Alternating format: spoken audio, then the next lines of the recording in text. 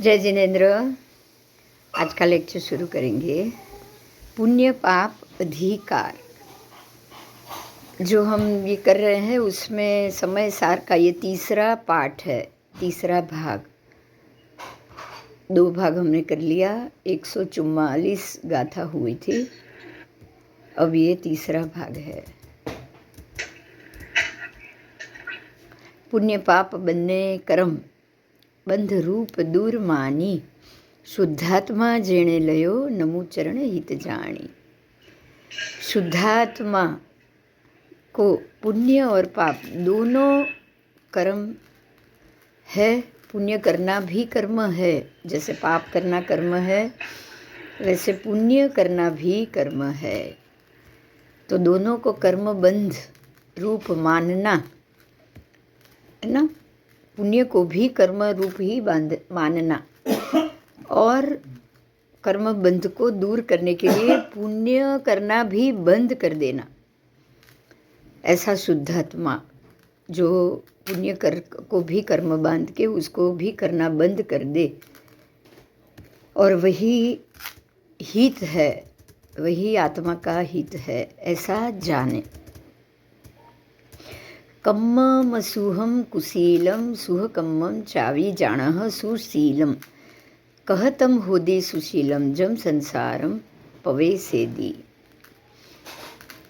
अज्ञान से एक ही कर्म 2 प्रकार से दिखाई देते हैं, अज्ञान से बराबर, लेकिन उसको अगर ज्ञान से देखने जाए तो वो एक ही होता है। जैसे अज्ञान से पुण्य कर्म शुभ मान लिया, पाप कर्म को अशुभ मान लिया, ये अज्ञान है। लेकिन अगर ज्ञान से देखने जाओ तो कर्म बंध का कारण पुण्य कर्म भी कर्म है, पाप कर्म भी कर्म है, दोनों एक ही है, दोनों कर्म बंध। तो ये ज्ञान से ही मालूम पड़ेगा।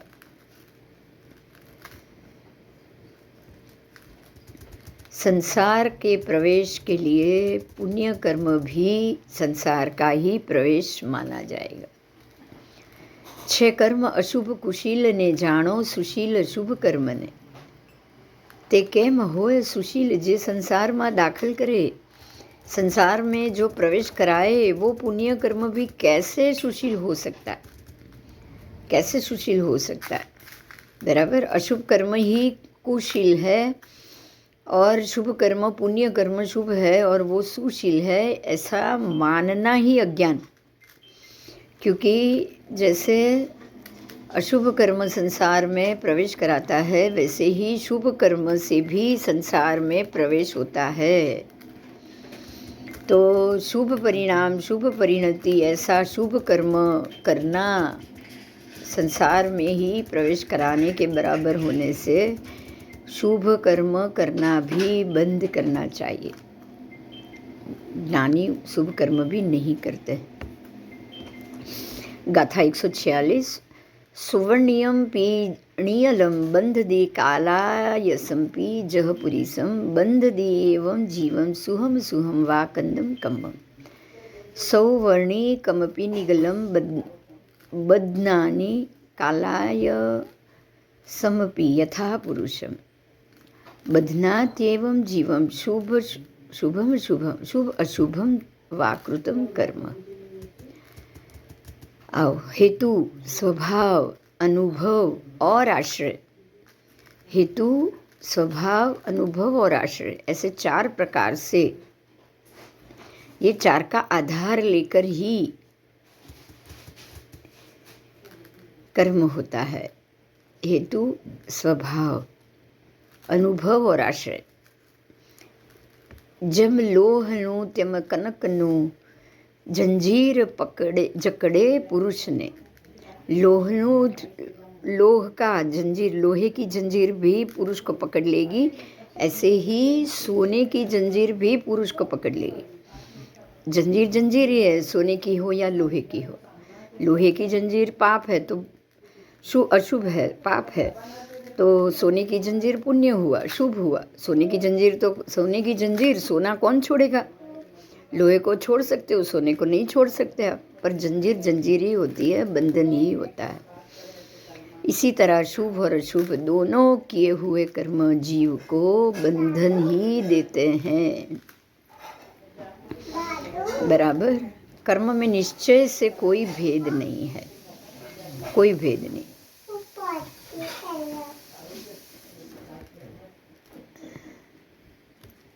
बंध मार्ग को निश्चय से कर्म आश्रित है, आश्रय है, निश्चय से बंध मार्ग ही आश्रय। बराबर। तो शुभ अशुभ दोनों कर्म अविशेष रूप से बंध के ही कारण।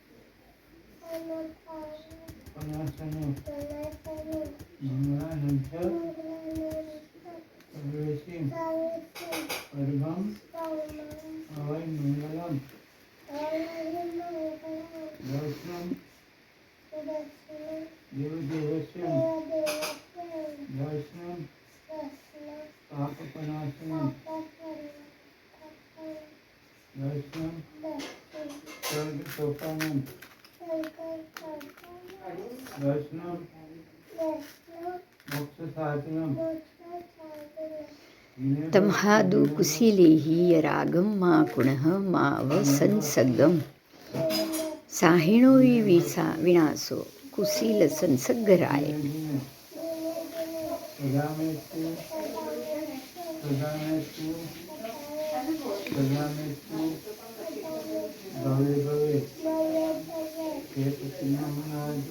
तस्मात्तु कुशीलाभ्यां च रागम मा कुरुत मा वा संसर्गम स्वाधीनो ही विनाशः कुशील संसर्ग रागेण। अब दोनों कर्मों का निषेध किया है इस गाथा में। तिथि करो नहीं राग के संसर्ग ए कुशीलो तणो। पुण्य कर्म पाप कर्म नहीं उसका राग करना है, ना ही उसका संसर्ग करना है। छे कुशील ना संसर्ग रागे नाश स्वाधीनता तण। वो कुशील है, देखो पुण्य कर्म और पाप कर्म दोनों कुशील है, और उसका अगर संसर्ग किया तो स्वाधीनता का नाश होगा।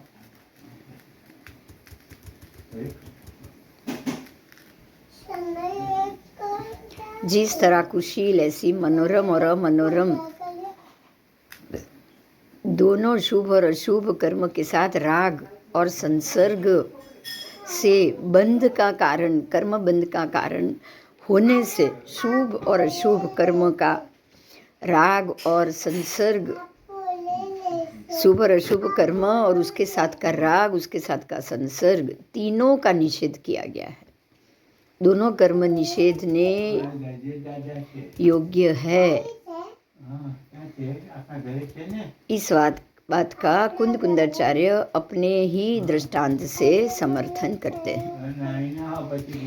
जहनाम को विपुरी सो कुच्छ्य शीलम जलम वियाणिता वज्जेदी तेण समयम संसर्गम राग करणं च इमेव कम्म पयडी शील सहावम च कुच्छिदम नादुम वज्जन्ति परिहरन्ति तत्सं सगम सहावरदा।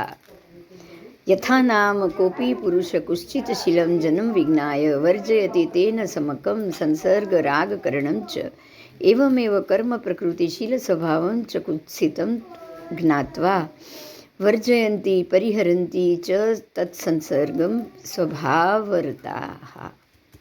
आओ જેવી રીતે કો પુરુષ કુત્સિત શીલ જનને જાણીને સંસર્ગ તેની સાથ તેમજ રાગ કરવો પરિતજ। जैसे ही कोई पुरुष कुत्सिल जन को जान ले, कुत्सिल जन उसको पता चल जाए कि ये शील रहित है, ऐसा जान ले, तब उसके साथ का संसर्ग त्याग कर देगा, उसके साथ का राग वो त्याग कर देगा। बराबर इसी तरह से कर्म प्रकृति शील स्वभाव, कर्म प्रकृति का जो शील स्वभाव है वो उसको कुत्सित जाने। शील लगेगा लेकिन उसको वो कुत्सित रूप में वो जान ले और जानकर उसका परित्याग कर दे। निज स्वभाव में रत राग तथा संसर्ग, उसका निज स्वभाव, कुशील का निज स्वभाव जान ले, उसमें रत, उसमें जो अंदर पड़ा हुआ राग है उसको जान ले, उसका संसर्ग, और फिर उसके संसर्ग को वो परिहरे, त्याग दे, बराबर, उसको छोड़ दे। बराबर इसी तरह पुण्य कर्म पाप कर्म दोनों को हमें छोड़ देना है, दोनों को छोड़ देना है। और आत्मा फिर वो राग और संसर्ग छोड़ने के बाद आत्मा अरागी बने, हो रहा है, अब तो वो अरागी हो गया है, अरागी बन जाएगा। और ज्ञानी थयो थको, ज्ञानी होकर अपने बंध के समीप आते हुए, यानी कि उदय में जो कर्म आ रहे हैं उसको देखिए यहाँ वही बात आ रही है। सम्यक दृष्टि होने के बाद आप पुण्य कर्म नहीं बांधना है, पाप कर्म नहीं बांधना है, ऐसे निश्चय में आ जाओ बस कि अब हमें कोई नया पुण्य कर्म या पाप कर्म के साथ कोई राग नहीं रखना। और अब उसके बाद शांत हो गए हो, आप अपने ज्ञान में रह रहे हो, और अब जो उदय में आ रहे हैं ऐसी सारी कर्म प्रकृति, वो मनोरम हो या अमनोरम, यानी कि वो शुभ हो या अशुभ हो, सारी कर्म प्रकृति को देखता जाए, बराबर, और परमार्थ से उसको बुरी जाने। परमार्थ क्या है उसका? ये सारा बुरा है, उस बुराई को वो जाने। पुण्य भी आ रहा है, बुरा है, कर्म बंद है, मुझे नहीं करना, ये जाने। और उसके साथ कोई राग तथा संसर्ग ना करे, ना राग करे ना संसर्ग करे। कर्म प्रवृत्ति आ रही है उसको शांत होकर पूरा करे, पूरा भी करना जरूरी। जो भी कर्म उपलब्ध हो उसको पूरा करना भी अत्यंत जरूरी है। उसको पूरा करने के लिए शांत होके वो कर्म करे। ये एडिशनल आएगा, धीरे धीरे आएगा, बाद में आएगा कि उसको शांत होके पूरा करे और ख़त्म करता जाए, क्योंकि ऐसा भी लंबा समय चलेगा।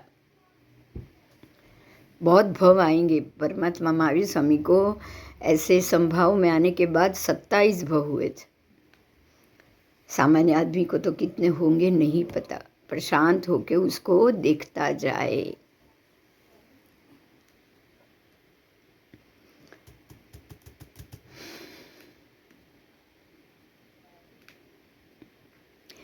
यहाँ उदाहरण दिया है, हाथी को पकड़ने के लिए हाथड़ी को बांधा जाता है। हाथी कामांध होकर जब हाथड़ी रूपी कुटनी के साथ राग और संसर्ग करने जाएगा तो वो पकड़ा जाएगा और पराधीन हो जाएगा, उसको बांध दिया जाएगा, क्योंकि उसको बांधने के लिए ही ये हाथड़ी को रखा हुआ होता है। और फिर बंधन में आने के बाद वो हर तरह के दुख भोगेगा। अगर चतुर हाथी हो और वो देख ले कुटनी हाथी को, तो वो उसके साथ राग और संसर्ग करने नहीं जाएगा, तो वो पराधीन नहीं होगा।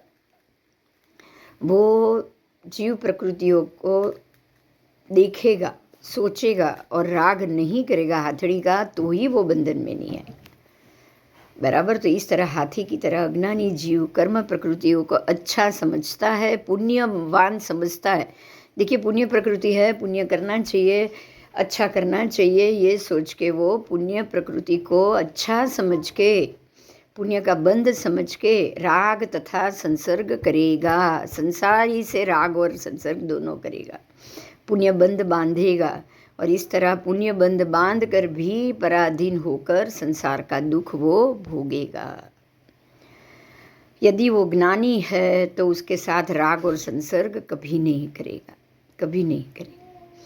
इस तरह दोनों कर्म बंध के कारण है और दोनों निषेध के योग्य है। ये आगम से सिद्ध हो रहा है, बराबर। परमागम, आगम, जिनागम, उससे ये सिद्ध हो रहा है। आओ अब 150वीं गाथा। जीव रक्त बांधे कर्मने वैराग्य प्राप्त मुकाय छे। ए जिन तणो उपदेश तेथी न राच तो कर्मो विषे। जीव रक्त बांधे कर्मने वैराग्य प्राप्त मुकाय छे। રાગી જીવ કર્મ બાંધે છે અને વૈરાગ્યને પામેલો જીવ કર્મથી છૂટે છે. जीव रक्त बांधे कर्म ने, रक्त यानी रागी, रागी जीव कर्म को बांधता है, और जब उसको वैराग्य प्राप्त हो गया तो जीव कर्म को मुकाय छे, छोड़ दे, वो कर्म को छोड़ देता है, वो बांधता नहीं है। देखिए, रागी जीव कर्म को बांधता है और वैरागी जीव कर्म को छोड़ता है। એ જીનતણો ઉપદેશ परमात्माનો आज उपदेश है। તેથી न राचतु कर्मों विषय। परमात्मा का यही उपदेश है कि आप कर्मों में मत राचो, छोड़ दो। ये जिन भगवान का उपदेश है। इसलिए हे भव्य जीव, तू कर्मों में प्रीति ना कर, राग ना कर। कथा ये बता रही है कि सर्वज्ञ देवों ने समस्त शुभ और अशुभ दोनों कर्म का अविशेष रूप से बंध का साधन बताया, और दोनों को, समस्त कर्म को निषेधा। समस्त कर्म, पुण्य पाप शुभ अशुभ सारे कर्म का निषेध कर दिया है। ज्ञान को ही मोक्ष का कारण बताया है। अगर समस्त कर्म का निषेध हुआ तो फिर मुनियों को शरण किसका करना चाहिए? देखिए, आप समस्त कर्म जब निषेध कर दोगे तब आप वैरागी बनोगे। आपको किसी से भी राग नहीं रहा, पर किसी का तो शरण करना पड़ेगा, क्योंकि जो हमारा मन है, जो हमारी इंद्रिय है, मन बुद्धि, दोनों को, मन और विचार दोनों को किसी का शरण तो लेना पड़ेगा, उपयोग में तो आना ही पड़ेगा। संसारी जीव अभी भी संसार में घूम रहा है, वैरागी बनकर घूम रहा है, तो उसके दिमाग को, उसके मन को शांत तो वो हो गया, मगर किसी का आधार लेना पड़ेगा। उपयोग में हमेशा रहता है। उपयोग जीव लक्षणम, सिद्ध भगवान का उपयोग चैतन्य स्वरूप है, पर संसारी जीव का उपयोग भी चैतन्य स्वरूप में कैसे जाएगा? तो उसको किसी न किसी का उपयोग करना पड़ेगा, किसी न किसी का शरण तो उसको लेना ही पड़ेगा। तो उसके लिए ये श्लोक है कि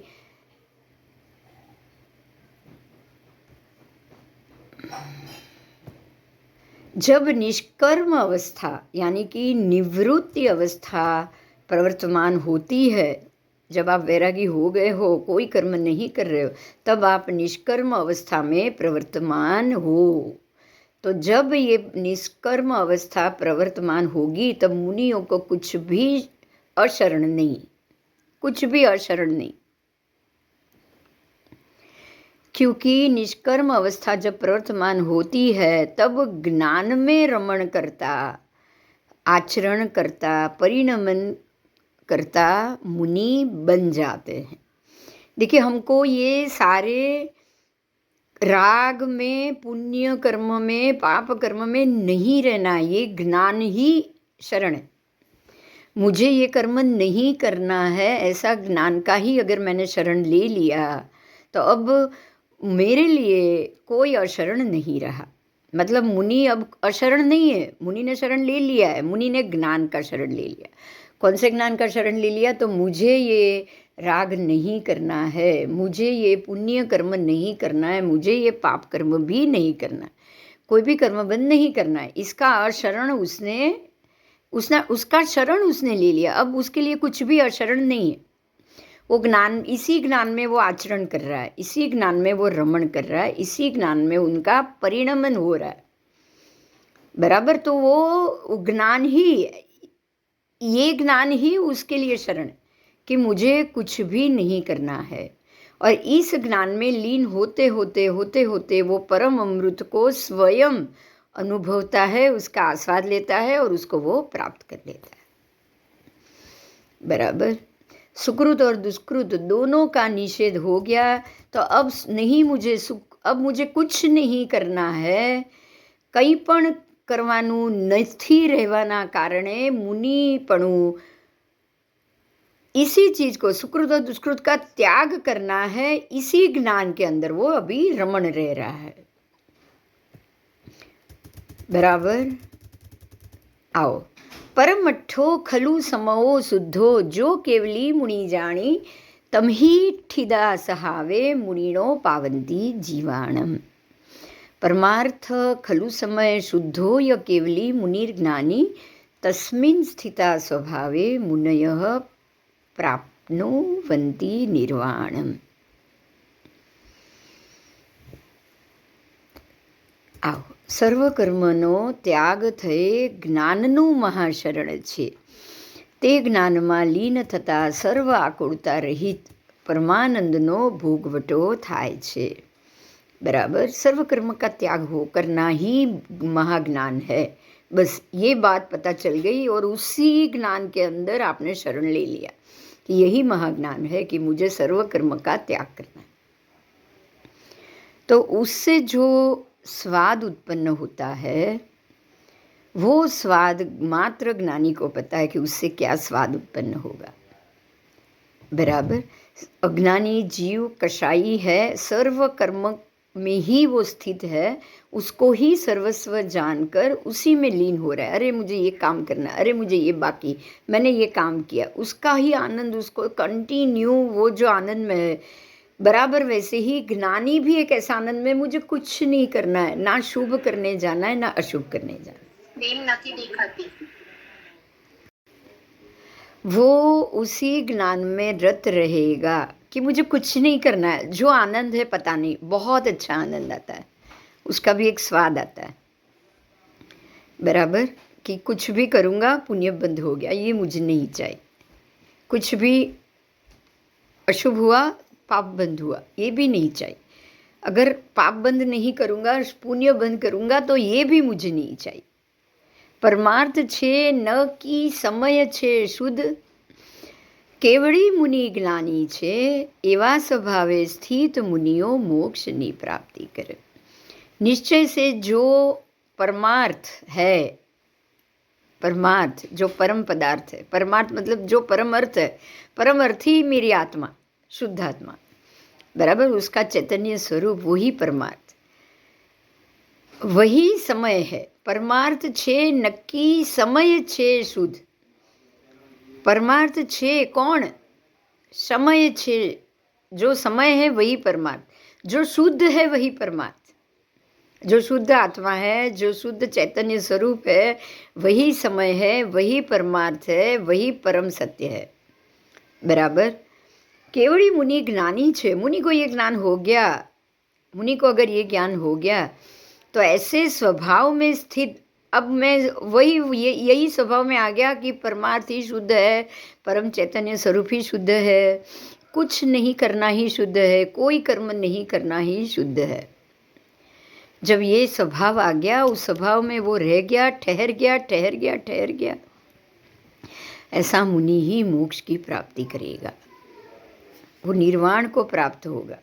क्योंकि अब कोई कर्म नहीं करेगा, कोई कर्म नहीं करेगा तो शुद्ध अवस्था में रहेगा, ना कोई कर्म चढ़ेगा, ना कोई कर्म उसको भोगना है, तो वो शुद्ध अवस्था में आ जाएगा। ज्ञान ही मोक्ष का कारण है। ध्यान से सुनिएगा, ज्ञान शुभ और अशुभ कर्मों के बंध का कारण नहीं है। शुभ कर्म के बंध का भी कारण नहीं है, अशुभ कर्म के बंध का भी कारण ज्ञान नहीं। तो ज्ञान ही मोक्ष का कारण। इस तरह ज्ञान समस्त कर्म आदि अन्य जातियों से भिन्न मात्र चैतन्य जाति में ही रहेगा, चैतन्य में ही रहेगा, आत्मा में ही रहेगा, परम ही रहेगा। बराबर, उसके साथ एकात्व पूर्वक रह जाएगा, एकत्व, ज्ञान और चेतना का एकत्व हो जाएगा। यही शुद्ध है, यही चाहिए। कोई कर्म नहीं, शुभ भी नहीं अशुभ भी नहीं, मात्र मुझे मेरा चैतन्य ज्ञान चाहिए, उसी में वो रह गया। ऐसे ज्ञान और गमन के स्वरूप को ही समय कहा है। मतलब समय, पढ़, अभी का वर्तमान समय। अगर वर्तमान समय आप अपने ज्ञान में स्थित हो गए, ध्यान से सुनिए, इसको समय क्यों कहा है। इसी वर्तमान समय में मैं स्थित रहूं कि मुझे कोई शुभ कर्म नहीं करना है, पुण्य कर्म भी बेड़ी है, पाप कर्म भी बेड़ी, मुझे कोई शुभ कर्म नहीं करना है। अगर इसी सोच में मैं रहूं वर्तमान समय में, ये समय निकला, एक समय, दो समय, तीन समय, चार समय, ऐसे असंख्य समय निकले, 48 मिनट में इसी ध्यान में रह गई और कोई कर्म चढ़ा नहीं नया, तो मोक्ष निश्चित है, केवल ज्ञान निश्चित है। बस इतने समय में अगर 48 मिनट निकल गई, समय समय वर्तमान समय जा रहा है, मैं स्थित हूँ, मैं इसी धारणा में स्थित हूँ, मुझे कोई शुभ अशुभ कोई कर्म नहीं करना है, बिना निष्कर्म रहना ही मेरा चैतन्य स्वरूप है, वही मेरा परम अर्थ है बस। तो वर्तमान समय निकलता जा रहा है, 48 मिनट हो गई और मेरे सारे घाती कर्म के क्षय हो गए, मोहनीय का क्षय हो गया। आप सोचो, ज्ञानावरण का हो गया, दर्शनावरण का हो गया, और उसके बाद अंतराय कर्म का क्षय हो गया। तो अनंत सुख देने वाला केवल ज्ञान अपने आप प्रकट हो गया, और केवल ज्ञान प्रकट होने के बाद तो केवली भगवंत सारे संसार के सारे पर्याय को जान लेंगे, उनको पता चल जाता है सारे पर्याय, वर्तमान पर्याय, भूत पर्याय। अब संसार को तो त्यागना आसान हो गया, क्योंकि ये जीव पूर्व में ये था, बाद में ये होगा। प्रत्येक जीव के वो परंपरा समय को जान सकते हैं। तो अब तो वैसे भी संसार की भावना नहीं रहेगी, अब तो ऐसे ही वैराग्य आ गया कि जीव को ऐसे ही पूर्व में भी भटकना है, बाद में भविष्य में भी भटकना है, वर्तमान में भी भटक रहा है, कर्म बंद कर रहा है। ऐसे संसार को तो त्याग करना ऐसे ही आसान, बराबर।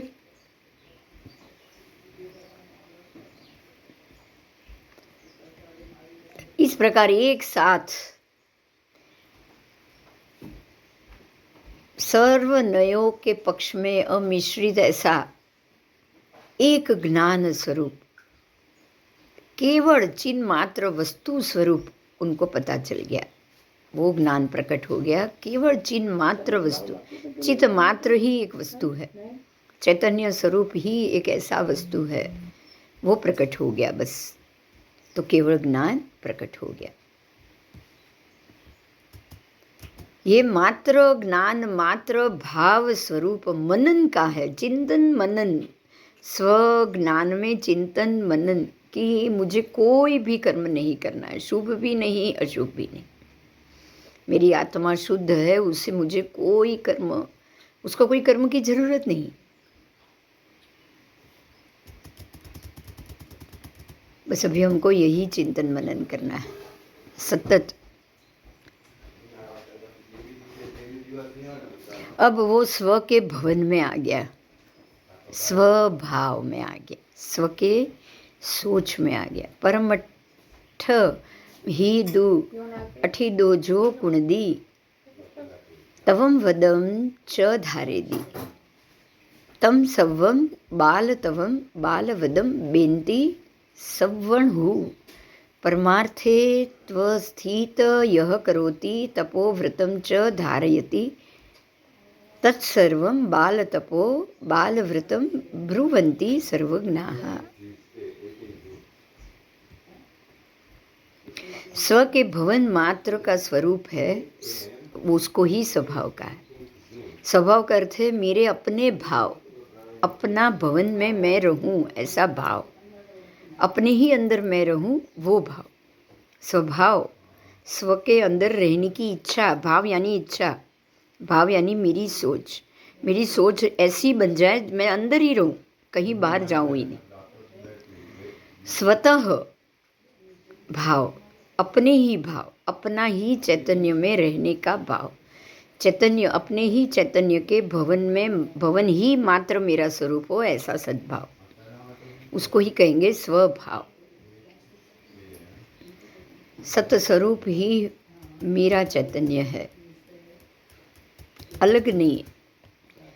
मोक्ष का उपादान आत्मा ही है, मोक्ष दिलाने वाला आत्मा खुद है, और परमार्थ से आत्मा का ज्ञान स्वभाव, आत्मा ही ज्ञान है, ज्ञान है, आत्मा है इसीलिए ज्ञान, क्योंकि आत्मा ही ज्ञान है, इसीलिए ज्ञान ही मोक्ष का कारण। बराबर। आगम में भी ज्ञान को ही मोक्ष का कारण बताया। परमार्थમાં અણસ્થિત જે તપને કરે વ્રતને ધરે। પરમાર્થમાં અણસ્થિત જે તપને કરે વ્રતને કરે, સઘળું ये તે તપ બાળ ને વ્રત બાળ સર્વજ્ઞો કહે। देखो, आप परमार्थ में स्थित नहीं, मतलब अगर मैं परमार्थ में स्थित नहीं हूँ, मैं अपने आत्म स्वभाव में स्थित नहीं हूँ, और जो भी तप कर रहा हूँ, व्रत कर रहा हूँ, 12 व्रत, 6 अभ्यंतर व्रत, 6 बाह्य व्रत, जो भी मैं व्रत का आचरण कर रहा हूँ, जो भी तप कर रहा हूँ, वो सारा बाल तप है, सारा व्रत बाल व्रत है, और ये सब पुण्य का ही कारण बनेगा। परमात्मा का विश्वभूति अणगार के भव में किया हुआ 11 लाख से भी ज़्यादा मास खमण तप, सब उनका बाल तप निश्चित बना, बाल तप ही साबित हुआ, क्योंकि उसी तप के आधार से उन्होंने नियाणा बांध लिया, क्योंकि वो बाल तप था। बराबर, वो परमार्थ में स्थित नहीं थे, प्रभु परमार्थ में अणस्थित थे, तब वो केवल सम्यक दृष्टि, उनका सम्यक ज्ञान चला गया था, वो मिथ्यात्व ज्ञान में आ गए थे, और उन्होंने जो तप किया वो सारा तप उन्होंने फल के स्वरूप में, बल के रूप में मांग लिया कि मैंने जो कुछ भी मेरा आज तक का पुण्य हो, उससे मुझे ऐसा बल प्राप्त हो। क्योंकि गाय ने उनको उड़ाया, वो उड़े, गिरे, कायाक्रुश हो गई थी। पितराई भाई हंसा कि अरे क्या फ़ायदा तप करके शरीर क्षीण कर लिया, एक पाड़ा भी तुझे मार के चला गया। तब उन्होंने ये नियाणा बांधा कि मेरे जितने भी पुण्य बंध हुआ हो, वो सबके बदले में मुझे ऐसी शक्ति प्राप्त हो। तो ये बाल तप ही हुआ ना। आपने वो तप के बदले में शक्ति मांग ली, तो वो दूसरे ही भव में त्रिपुरुष वासुदेव बन गए, और वासुदेव बनकर उन्होंने अपनी शक्ति का, क्योंकि शक्ति मांगी इसलिए वासुदेव बने, तो वो वासुदेव बनकर जो भी शक्ति उन्होंने प्राप्त की, वो सारा शक्ति का कारण वो भव उनका उसके बाद 7वीं नारकी में जाने वाला साबित हुआ, 7म नारकी में। इसीलिए परमार्थ में जो अणस्थित है, जो स्थित नहीं है परमार्थ में, जो ये सोच में स्थित नहीं है, बराबर, कि ये पर में स्थित है, जो स्व में स्थित नहीं। परमार्थ में स्थित होना यानी स्व में स्थित होना, आत्मा में स्थित होना, सम्यक दर्शन में स्थित होना। अगर आप परमार्थ में स्थित नहीं हो और जो तप कर रहे हो, जो व्रत कर रहे हो, मिथ्यात्वी जीव जो तप कर रहा है, जो व्रत कर रहा है, सघळू तप, सर्व व्रत बाल व्रत और बाल तप है। सिर्फ पुण्य बंधेगा उससे, और कुछ नहीं।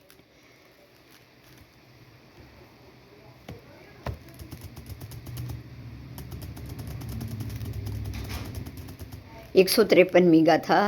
वदणी मयाणी धरंता शिलाणी तहा तवं च कुवंता परमठ बाहिरा जे जीवाणं तेन विदन्ति।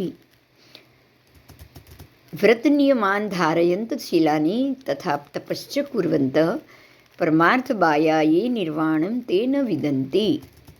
उसका अर्थ है, व्रत नियम ने धारे भले, तपशील ने पण आचरे, परमार्थ जी थी जे बाय ते निर्वाण प्राप्ति नहीं करे।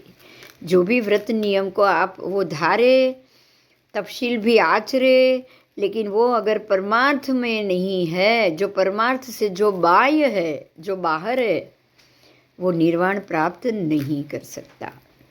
ज्ञान के बिना तप और व्रत का सर्वज्ञ देव ने बाल तप और बाल व्रत कहा है, और वो कभी भी निर्वाण को प्राप्त नहीं कर सकता, क्योंकि वो उसका तप और उसका जो व्रत है वो सारा पुण्य कर्म में बंद हो जाएगा। क्योंकि ज्ञान ही मोक्ष का हेतु है, उसको पता ही नहीं है। अज्ञान से सब बांध रहा है, मैंने किया, ये अज्ञान ही है, क्योंकि मैंने किया और मुझे करना है, ये उसके भाव है। पर में स्थित है, पर को मांग रहा है, पर को वो इच्छा कर रहा है, वो ये सोच रहा है ये मैंने किया। व्रत नियम ने धारे भले, तपशील ने पण आचरे, बराबर। परमार्थ थी जे बाह्य ते निर्वाण प्राप्ति ना करे। उसके बाद रहकर, बाहर रहकर, अभाव में रहकर जितने भी व्रत, नियम, शील, तप, सारे वो शुभ कर्म का आचरण कर रहा है, उसी में उसका भाव है, लेकिन वो मोक्ष का भाव नहीं रख रहा है।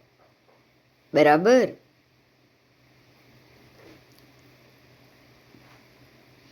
ज्ञानी को जब वो ज्ञान रूप हो जाएगा, तब उस ज्ञानी को बाह्य व्रत, नियम, शील, तप आदि शुभ कर्मों का असद्भाव हो जाएगा। ये सब बाह्य है, व्रत भी बाह्य, नियम भी बाह्य, शील भी बाह्य, तप भी बाह्य, सब शुभ कर्म का कारक है। बराबर। क्योंकि उसको मोक्ष का सद्भाव होता है, उसको मोक्ष ही चाहिए, मोक्ष ही मेरा सद्भाव है, उसको मोक्ष का सद्भाव होता है।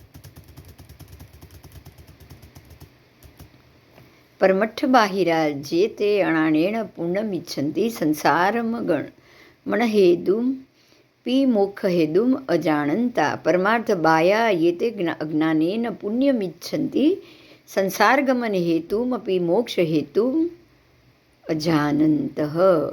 ज्ञान रूप परिणमन ही मोक्ष का कारण है और अज्ञान रूप में परिणमन बंध का कारण। फिर व्रत, नियम, शील, तप आदि शुभ भाव रूप शुभ कर्मों कोई भी मोक्ष का कारण नहीं है। मोक्ष जाने के लिए आपको व्रत, नियम, शील, तप आदि कोई भी शुभ भाव और शुभ कर्म करना वो जरूरी नहीं है, क्योंकि ये सारे कर्म है, शुभ कर्म है। और ये शुभ कर्म नहीं होगा ना, अगर कोई ज्ञानी ये शुभ कर्म नहीं भी कर रहा है तो भी वो मोक्ष को प्राप्त करेगा। देखिए, यही कारण है कि संसार में रहे छते छते मरुदेवा माता मोक्ष गए। संसार की क्रिया सारा नहीं तप कर रहे, नहीं नियम में है, नहीं शील में है, कुछ नहीं कर रहे, लेकिन फिर भी वो मोक्ष गए। भरत राजा केवल ज्ञान हुआ, विजय श्रावक उनको भी केवल ज्ञान हुआ, बहुत सारे श्रावक श्राविकाओं को केवल ज्ञान हुआ। कोई व्रत में नहीं, कोई नियम में नहीं, कोई शील में नहीं, कोई तप में नहीं। वल्कलचीरी जो अन्य लिंग से है, अन्य साधुपणा में, वो भी मोक्ष गए, वो भी केवल ज्ञानी हुए। तो केवल ज्ञान प्राप्त करने के लिए, ज्ञानमय होने के लिए आपको किसी भी प्रकार का व्रत हो, किसी भी प्रकार के नियम में हो, किसी भी प्रकार के शील में हो, किसी भी प्रकार के 12 प्रकार के तप में हो, वो जरूरी नहीं है। ये सारा शुभ भाव रूप शुभ कर्म का कारण है। ये शुभ भाव में आने का, शुभ कर्मों का कारण। अगर आपको ये ज्ञान हो गया, अब देखिए, इसीलिए ध्यान से सुनिएगा, वो 7-8 साल के मुनि जो बोट बना रहे हैं, होड़ी होड़ी खेल रहे हैं, वो भी कोई नियम में नहीं है, व्रत में नहीं है, तप में नहीं है, लेकिन वो 8 साल की उम्र में होड़ी खेलते खेलते खेलते वो उनके गुरु ने कहा कि पानी के जीव की हिंसा हो रही है, आप होड़ी मत खेलिए। शुभ भाव में चढ़ गए और मोक्ष प्राप्त हो गया। आप सोचो, ये इलाची कुमार जो नट की डोरी पे नाच रहा है, बिल्कुल रागी है वो, उसको स्त्री का राग है, वो स्त्री चाहिए। राजा कब हाँ बोले, कब हाँ बोले और ये कन्या मुझे दे। जल्दी राजा રીઝે દાન જો દિए तो कन्या મળે, એમાં નટની ઈચ્છા। बराबर। और डोरी से वो गिरे, नट मरे और कन्या મળે, एम राजानी इच्छा। बराबर। देखो, दोनों क्या सोच रहे थे, दोनों रागी थे और राग की ही दशा चल रही थी। अचानक उनकी दृष्टि पड़ी मुनि के ऊपर। मुनि मोदक वहर रहे हैं, सुंदर कन्या दे रही है, लेकिन मुनि की दृष्टि नीची है, वो कन्या को देख भी नहीं रहे। तब उनको ये भान हुआ कि मैं ये क्या कर रहा हूं। और वो ही क्षण देखिए आप, उनको ज्ञान हुआ कि मुझे भी अपने ज्ञान में, वैराग्य में रहना चाहिए, ये राग छोड़ देना चाहिए। उसी क्षण उनको केवल ज्ञान हुआ। अब आप समझिए ये शब्द कि मैं फिर से बोल रही हूँ, दोहरा रही हूँ गाथा का, वो सुनिए। परमार्थ बाह्य जीवो अरे जाने न हेतु मोक्ष नो। जब तक वो परमार्थ से बाह्य थे, जब तक वो ये जानते थे कि मुझे ये राग, जब तक वो रागी थे कि मुझे ये कन्या मिले, ये कन्या मिले, राजा दान दे, राजा रिझे और कन्या मिले, जब तक वो परमार्थ बाह्य में थे, तब तक उनको राग था, कन्या चाहिए थी, संसार का कारण था, तब तक उनको मोक्ष का हेतु ही नहीं हुआ, तब तक उनको मोक्ष का हेतु प्राप्ति नहीं हुआ।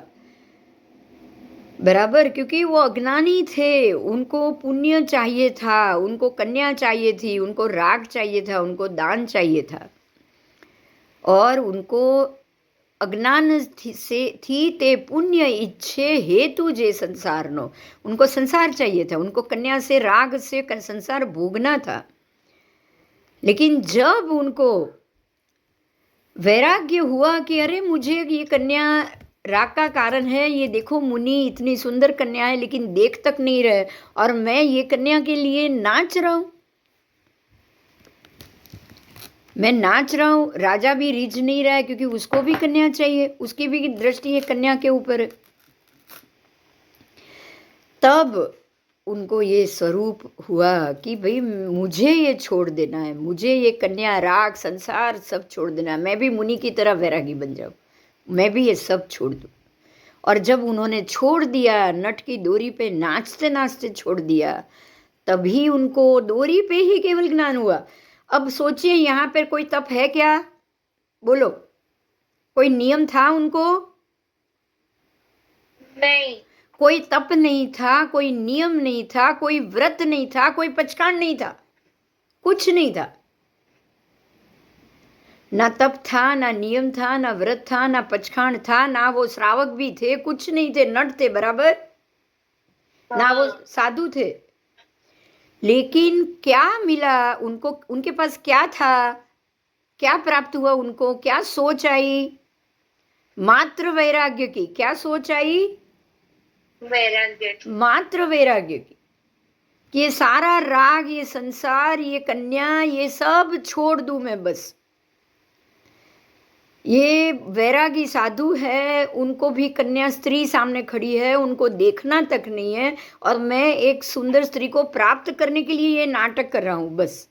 उनको सिर्फ ये प्राप्त हुआ। बराबर। देखिए, भरत राजा को भी क्या मिला? अंगूठी निकल गई। अब ये मेरी उंगली बिना अंगूठी की बिल्कुल असुंदर दिख रही है, मतलब शरीर असुंदर ही है, अंगूठी के कारण शोभित था। तो ये शरीर का त्याग ही वैराग्य है। उनको ऐसा वैराग्य हुआ।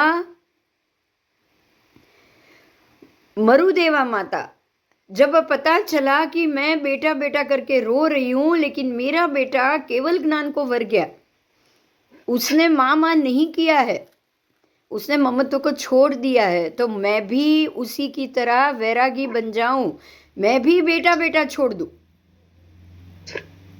और वो वैरागी हुए। मतलब वैराग्य ही मोक्ष का कारण है। समझ में आ गया?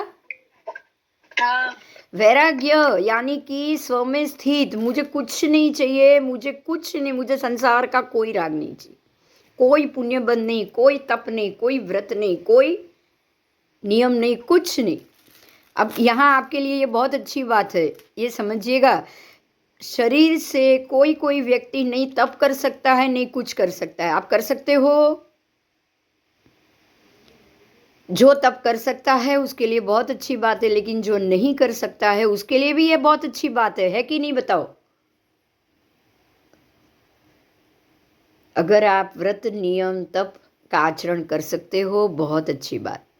पर अगर आप व्रत नियम तप और सबका आचरण नहीं कर सकते हो, तो उसके लिए भी ये बहुत अच्छी बात है, क्योंकि वो करना भी शुभ कर्म है, तो वो नहीं करना भी निष्कर्म हुआ।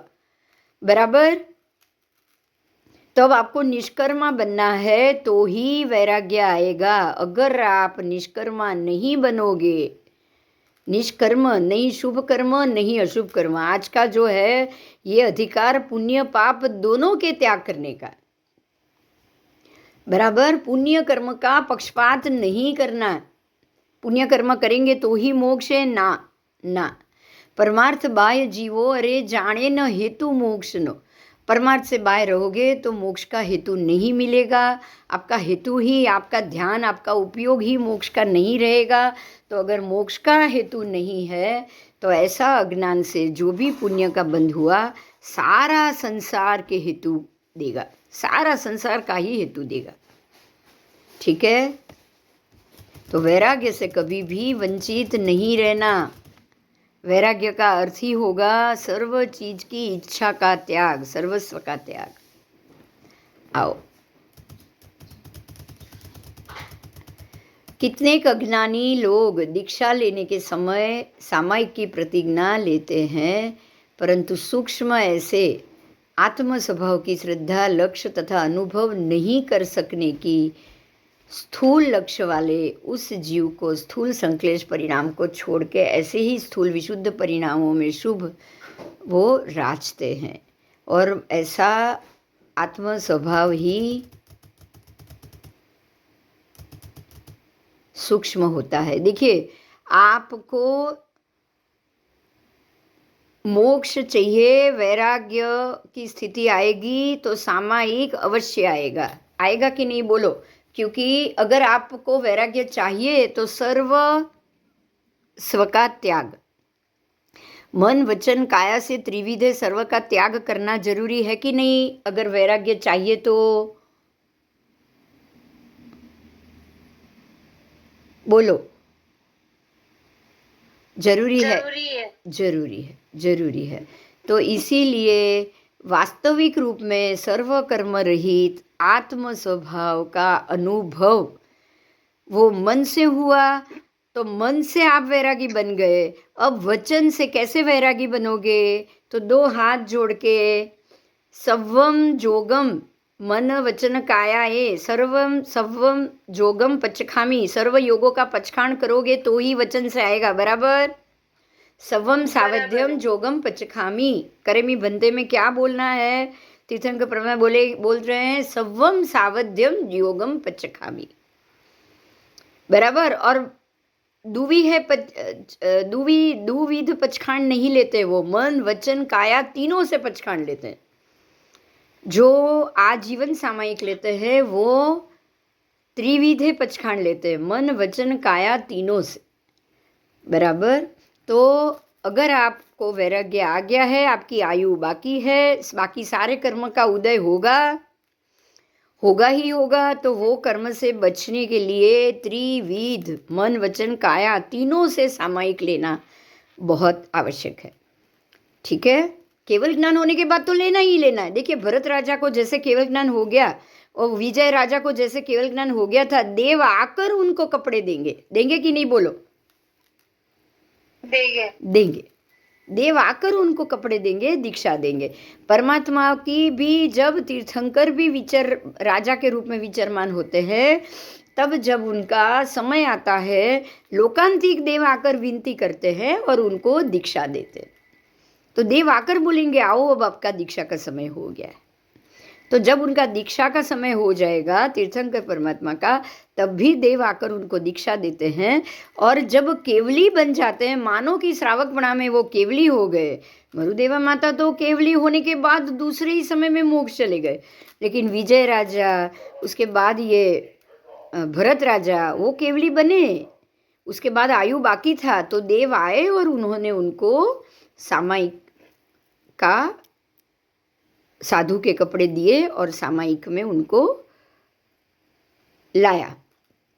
बराबर। उनको सामायिक लाया गया, उनको सामायिक में आए। वो उन्होंने त्रिविध से मन वचन काया से सर्व सावध्य योग का त्याग रूप सामायिक लिया, जावत जीव सामायिक लिया। इसको सर्व सावध्य योग रूप जब सामायिक लेते उसको जावत जीव बोलते। बराबर। जब तक वो जिएंगे तब तक, क्योंकि वही अंतिम आयु है, इसलिए सर्व सावध्य योग का त्याग रूप सामायिक जरूरी। बराबर। तो मन से अगर आपके भाव, देखिए यहाँ बहुत महत्व का है, अगर मन से आप वैरागी हो गए हैं तो वचन और काया से भी वैरागी होना बहुत जरूरी है। बराबर। ऐसा नहीं चलता है कि अब मन से हो गया, बहुत हो गया, अब वचन और काया से कोई वैराग्य की जरूरत नहीं। आप ऐसा नहीं सोच सकते हो। जैसे मन से वैरागी हुए वैसे काया से भी वैरागी होना बहुत जरूरी है। ठीक है? बहुत सारे ऐसा समझते ना दीक्षा की जरूरत नहीं है, मन से वैराग्य हो गया, बहुत हो गया। समझते कि नहीं? बोलो। समझते हैं। हाँ, समझते हैं। तो वो तो सिर्फ मन से आचरण हुआ, वचन और काया से तो हुआ ही नहीं। तो आपका मन योगी स्थित हो गया है, वचन योग काय योग के उपयोग स्थित हुए क्या? नहीं। वचन योग के भी 4 उपयोग स्थित होने चाहिए, काय योग के 7 उपयोग है, वो 11 उपयोग भी स्थित होने बहुत जरूरी, उसका भी नियम होना बहुत जरूरी। खाली मन से वैराग्य आ जाए तो क्या वो बस है? नहीं, नहीं।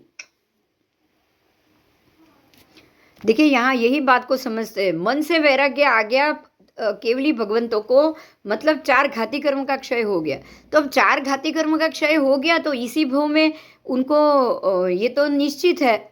भरत राजा की बात करेंगे, चलो 4 घाती कर्म का क्षय हो गया, केवल ज्ञान हो गया, श्रावकपणा में राजा के रूप में है, तो फिर राजा के रूप में ही बाकी जीवित होते, बाकी रह लेते बाकी की आयु। ये संभव है क्या? बताओ। क्यों क्यों देव आए और क्यों उन्होंने उनको साधु के कपड़े दिए, क्यों दीक्षा लेने के लिए बोला? सोचो, क्या वो राजा के रूप में ही बाकी का आयु पूर्ण नहीं कर सकते थे? अघाती कर्म का ही क्षय बाकी रह गया था ना।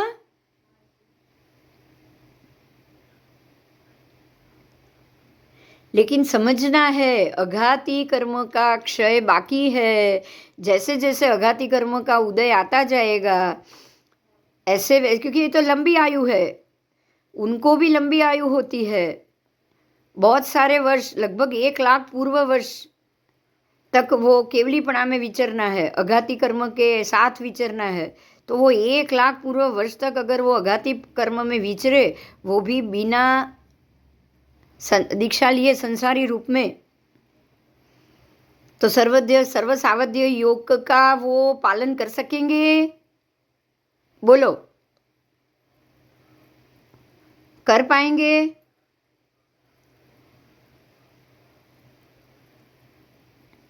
नहीं कर पाएंगे ना, क्योंकि जो जो कर्म के उदय का होगा उसमें सावध्य योग तो आएगा ही आएगा। आप संसार में घूम रहे हो, गाड़ी में घूम रहे हो, ऐसे घूम रहे हो, ट्रेन में घूम रहे हो, तो और आप कह रहे हो कि मैं मन से वैरागी हूं, तो अब मेरे सर्व सावध्य योग का योगी नहीं उदय में आ रहा है, ऐसा समझोगे आप? हाँ,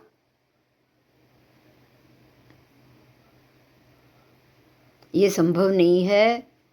पंच महाव्रत में आओगे तो ही आप गाड़ी में घूमना, ऐसे घूमना सब बंद करोगे, और एकेंद्रियादि की जीव हत्या तभी बंद होगी जब आप पंच महाव्रती दीक्षा में आओ। बराबर? इसीलिए ये समझना है कि मात्र मन से भाव से ही वैरागी हो जाओ वो जरूरी नहीं है। आपको वचन से और काया से भी सामायिक बहुत जरूरी है, और वही सम्यक चारित्र के बगैर, आप दीक्षा के बगैर आप सम्यक चारित्र का पालन नहीं कर सकते। इसीलिए दीक्षा बहुत जरूरी। आज बहुत सारे पंथ ऐसे निकले हैं, कांजी स्वामी पंथ, फिर ये श्रीमद राजचंद्र का पंथ, आज वो राकेश मुनि का पंथ हो या किसी का भी हो, सारे जितने भी पंथ निकले हैं जिसमें भागवती दीक्षा नहीं है, तो समझ लो यहाँ चारित्र का जो अब सम्यक चारित्र 0 है, यहाँ कोई सम्यक चारित्र नहीं, इतना समझ लेना। बराबर? खाली वैराग्य आ जाने पर आप समझ लो कि मेरे सारे, अब मुझे किसी की जरूरत नहीं, मेरा आत्मा वैरागी हो गया, बस है। ये नहीं चलता है, ये नहीं चलता है, क्योंकि आपके सर्व सावध्य योग का भी अंत होना चाहिए। सर्व सावध्य योग, वचन योग, काय योग, बिना पुद्गल शरीर आप वचन योग को अंत नहीं कर पाओगे। आपको शरीर से, आप जब आपके पौद्गलिक शरीर से, उस मेरे भव का, इस भव का, ये बिंदु का शरीर, जब तक शरीर से आप पंच महाव्रत के नियम में न आओ, तब तक आप सूक्ष्म जीवों का, एकेंद्रिय का, बेइंद्रिय, तेरेंद्रिय, चौरेंद्रिय, पंचेंद्रिय जीवों की हत्या को नहीं रोक पाओगे। उसकी हिलना होती ही रहेगी, उसकी हिंसा होती ही रहेगी। वो हिंसा से त्याग होना बहुत जरूरी है, क्योंकि पंच महाव्रती एक राजा अपने रथ में और हर जगह घूमता रहेगा नहीं चलेगा। एक व्यक्ति अपनी गाड़ी में, अपने पैदल हर जगह घूमता रहेगा नहीं चलेगा। आप देखो, वो राकेश मुनि हो या श्रीमद राजचंद्र वाले हो या कांजी स्वामी वाले हो, क्या वो गाड़ी ट्रेन का उपयोग बंद कर दिया उन लोगों ने? बोलो, किया है? फॉरेन में आना जाना बंद किया है? कोई जवाब देगा?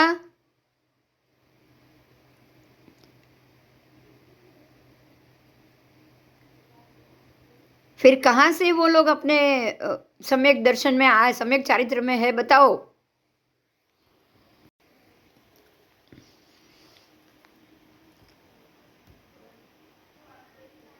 बराबर। इसीलिए हम ये कह दे कि बस मन से हो गया, मन के ही आपने योग को काबू में कर लिया तो वो नहीं चलेगा। वचन योग, काय योग के भी जितने भी कर्म, जितने भी उपयोग है, उसमें भी आपको कंट्रोल लाना पड़ेगा। उसमें से भी जीव हत्या निकालनी पड़ेगी, इतना समझिएगा। जीव हिंसा का परिबल जब तक नहीं जाएगा, आपका मोक्ष अटका ही रहेगा, आप मोक्ष तक नहीं पहुंच पाओगे। क्योंकि शरीर से तो कर्म चालू है, वचन से भी कर्म चालू है। तो जब तक कर्म चालू है, आप निष्कर्म हुए ही नहीं हो। निष्कर्मी होने के लिए ही सामायिक है, बराबर। जब तक आप निष्कर्मी नहीं होगे, तब तक आप मोक्ष को प्राप्त नहीं कर सकते। निष्कर्मी होने के लिए ही सामायिक है, आपको सामायिक में आना ही पड़ेगा और सर्व सावध्य योगों का त्याग करना ही पड़ेगा। चलो अब 155वीं गाथा। जीवादि श्रद्धान संकित જ્ઞાન તેમનું જ્ઞાન છે, રાગાદि वर्जन चरण છે ने आज मुक्ति पंथ છે। मोक्ष का जीवादि प्रधानों का श्रद्धान सम्यकत्व है। मोक्ष की इच्छा ही जीवादि पदार्थों की श्रद्धा है कि मुझे मोक्ष चाहिए, यही श्रद्धान ही सम्यक दर्शन कहा जाएगा। उस जीवादि पदार्थों का अधिगम ज्ञान है। अब सम्यक दर्शन चाहिए तो सम्यक दर्शन के लिए मुझे क्या करना चाहिए? मुझे निष्कर्मी होना चाहिए, और निष्कर्मी होकर मैं अपने ही विचार में स्थित रहूं, अपने ही स्वभाव में स्थित रहूं, ये ज्ञान है, ये अधिगम है। तो किसके प्रति आपका अधिगम हुआ? मेरे स्वभाव के ज्ञान का अधिगम हुआ। मेरे ही परमार्थ में मुझे रहना चाहिए। तो ये जो आपका जो चैतन्य स्वरूप ज्ञान है, उसी के अंदर रहना, वो आपका अधिगम हुआ। और रागादि का त्याग हुआ। अब राग जो भी रागादि, जो भी बाह्य परिबल है, उसका मैं त्याग करूं, सर्व कर्म का त्याग करूं, ये आपका चारित्र हुआ। तो देखिए, यहाँ है दर्शन, ज्ञान, चारित्र तीनों आ गए। तो सम्यक श्रद्धा यानी कि दर्शन, बराबर। श्रद्धा होनी पहले, जीवादि पदार्थों के प्रति श्रद्धा यानी कि दर्शन प्राप्त, सम्यक दर्शन प्राप्त। फिर मैं अपने स्वभाव में, अपने आत्मा के ज्ञान में स्थित रहूं, तो सम्यक ज्ञान प्राप्त, तो दर्शन, ज्ञान, और उसी के अंदर सारा रागादि का बाह्य परिबल का त्याग कर दो, तो वो चारित्र। तो सम्यक दर्शन, सम्यक ज्ञान, सम्यक चारित्र तीनों आ गए। अगर सम्यक दर्शन है तो ही सम्यक ज्ञान में रहोगे, तो ही सम्यक चारित्र प्राप्त करोगे। तो सम्यक दर्शन, सम्यक ज्ञान, सम्यक चारित्राणी मोक्ष मार्ग है। ये तत्वार्थ सूत्र की सबसे पहली गाथा। अब आपका तत्वार्थ शुरू हुआ, बराबर। तो ये जब नॉलेज आ जाए, ये ज्ञान आ जाए, सम्यक दर्शन सम्यक ज्ञान, सम्यक चारित्राणी, मोक्ष मार्ग। ये 3 प्राप्त हो गया तो ही मोक्ष मार्ग पर आप चढ़े हो। बराबर। तो ये गाथा बहुत इम्पोर्टेंट है। फिर से बोल रही हूँ, जीवादिनु श्रद्धान समकित ज्ञान तेमनु ज्ञान છે। अब રાગાદી વર્જન ચરણ છે, ચારિત્ર છે ને આ જ મુક્તિ પંથ છે। આ જ ગાથા છે દર્શન જ્ઞાન ચારિત્રાણી મોક્ષ માર્ગ। ચલો, બહુ સરસ ગાથા છે, ખાસ યાદ રાખજો। એ ગાથા પણ હું બોલું છું। જીવાદિ સદહણમ સંમતમ તેસી અધિગમો જ્ઞાનમ રાગાદિ પરિહરણમ ચરણમ એસોદુ મોક્ષ પહો। બરાબર, એ જ મોક્ષ માર્ગ, એ જ મોક્ષ પ્રાપ્તિ છે। જો આ રીતે જશો તો એ જ મોક્ષ પ્રાપ્તિ છે। आत्मा का असाधारण स्वरूप ज्ञान ही है और ज्ञान को ही प्रदान करके सम्यक दर्शन, सम्यक चारित्र, सम्यक ज्ञान, ये तीनों का स्वरूप ही ज्ञान के रूप में परिणमन होता है। इसीलिए सम्यक दर्शन, सम्यक ज्ञान, सम्यक चारित्र, तीनों को मोक्ष मार्ग बोला है। देखो, एक को नहीं समझना, ये ध्यान देना। मात्र जान लिया वो ये પૂરતું નથી। मात्र श्रद्धा થઈ ગઈ એ પૂરતું નથી, सामायिक जरूरी છે। रागादि सर्व कर्म के अंत करने के लिए निष्कर्मी होना, सामायिक में आना, पंच महाव्रत रूप व्रत के अंदर आओगे तो ही निष्कर्मी बनोगे। अष्ट प्रवचन माता का पालन होगा तो ही निष्कर्मी बनोगे, नहीं तो मोक्ष नहीं है। मोत्तुणनिच्छ यदम व्यवहारेण विदुषा पवठन्ति परमठ अस्सिदान दूदणीन जदीन कमखो विहियो। 156મી गाथा। मुक्त्वा निश्चयार्थ व्यवहारेण विद्वांसः प्रवर्तन्ते परमार्थम आश्रितानां तु यतीनां कर्मक्षयो विहितः। विद्वज्जनो भूतार्थ तजी व्यवहाરમાં વર્તન કરે। જો આ વિદ્વજ્જન, જો બહુ વિદ્વાન હોય અને ભૂતાર્થને છોડી, સારા ભૂતાર્થને છોડી દે, મતલબ સંસારના રાગ દ્વેષ છોડી દે અને જો વ્યવહારમાં વર્તન કરે, પણ કર્મક્ષયનું વિધાન તો પરમાર્થ આશ્રિત સંતને। નિશ્ચયના વિષયને છોડીને વિદ્વાનો વ્યવહાર વડે જો પ્રવર્તમાન કરે, પરંતુ પરમાર્થને આશ્રિત યતીશ્વરો જ કર્મનો નાશ કરે। समझी लेजो, विद्वज्जन बहुत ज्ञान चढ़ गया है आपको ये ज्ञान हो गया है। वैराग्य का कारण क्या है? लेकिन फिर भी आप भूतार्थ को आपने छोड़ दिया, पर व्यवहार में अभी बाकी हो, आप व्यवहार में वर्तन कर रहे हो। विषय को छोड़कर, निश्चय नहीं के विषर्थ को, भूतार्थ को छोड़कर आप अभी भी व्यवहार में हो और परमार्थ का आश्रय आपने छोड़ दिया हो तो वो व्यवहार में है। बराबर। लेकिन यतीश्वर जो परमार्थ को आश्रित हो गया, ध्यान से सुनिएगा, भूतार्थ को छोड़ दिया और परमार्थ को आश्रित हो गया, तो वो उसके कर्म का नाश अवश्य होगा, अवश्य होगा। अगर आप भूतार्थ को छोड़कर व्यवहार में वर्तन करो, देखो भूतार्थ को छोड़कर व्यवहार में वर्तन, ये सहयोगी केवलीपना है। मतलब आपने भूतार्थ को छोड़ दिया और ये सम्यक दर्शन के बाद के बाकी रहे भव है। बराबर। आप विद्वज्जन हो, आपने भूतार्थ का त्याग कर दिया, मतलब आपको सम्यक दर्शन प्राप्त हो गया। अब आप व्यवहार में वर्तन कर रहे हो, मतलब अब आपके बाकी के भवों को आप बिता रहे हो। देखिए, ये प्रभु महावीर की नैसार के भोग में प्राप्त हुए सम्यक दर्शन के बाद के 27 भोग की बात हो रही है।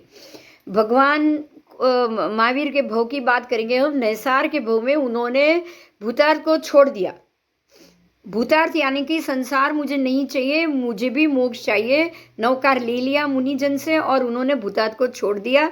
और भूतार्थ को छोड़ने के कारण अब ये मोक्ष चाहिए मुझे, ये इच्छा करने के कारण उनको सम्यक दर्शन हुआ। अब व्यवहार से वो वर्तन कर रहे हैं, बाकी के 27 भव उनके व्यवहार के भव है। बराबर। कर्म क्षय का विधान वो कर रहे हैं, एक के बाद एक भव में अब वो मात्र कर्म क्षय कर रहे।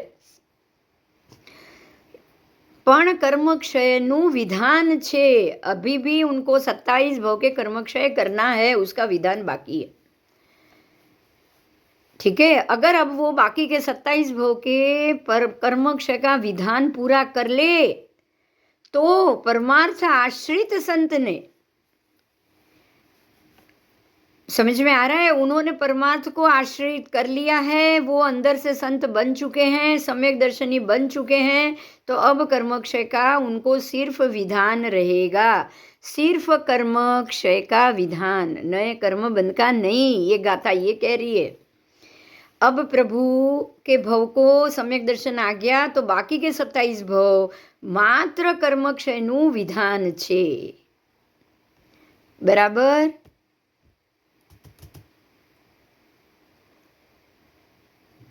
बराबर।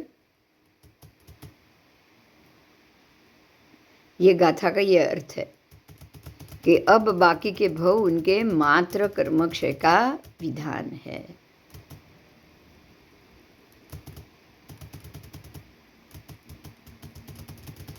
अब उसके बाद 157वीं गाथा नहीं समझ में आए तो पूछ लेना। 157, 158, 159 तीनों गाथा साथ में। वत्सल विषेद भावो जहणा सेदी मलमेलणा सत्तो मिच्छम अतमलोक्षणम तह समतमणु खूणादवम वत्स सेद भावो जहणा सेदी मलमेलणा सत्तो अण्णाणमलोक्षणम तह जणाणम होदीणादवम वत्स सेद भावो जहणा सेदी मलमेलणा सित्तो कसाय मलोक्षणम तह चारितम पीणादवम।